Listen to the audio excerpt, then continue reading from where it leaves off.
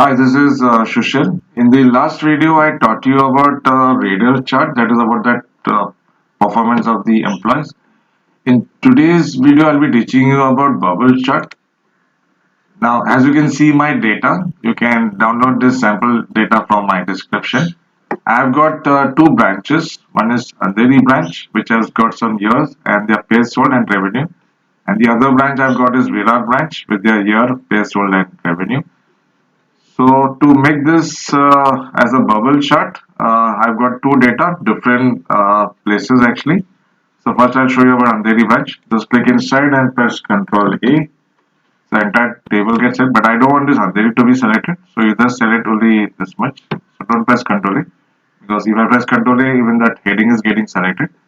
So just click inside and select this full table like this. My mouse. Click on Insert. Click on this icon, dialog box. And click on all charts, and we have a graph called as XY scatter. Over here you will get that bubble chart, this last one, 3D bubble it is called as. Click and say OK. So this is the sample it shows me. OK. So it looks like this. I'm just making the adjustment, dragging it, and I'm just giving a background color also, chart design,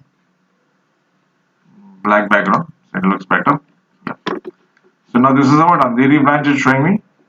So once you've done this much, come here, chart design. Click on select data because I have one more branch, Andheri branch, so that is not showing me. So you click on select data, and here it tells me over here, drag it little top, yeah, series one. So click on series one because here's the Andheri should come. So click over here and say edit, and series name you have to click on Andheri, and say OK. So then click on add for because Andheri branch is remaining. Virar branch is remaining. Add series name may click on Virar branch. Then X value may this year will come. So select this year.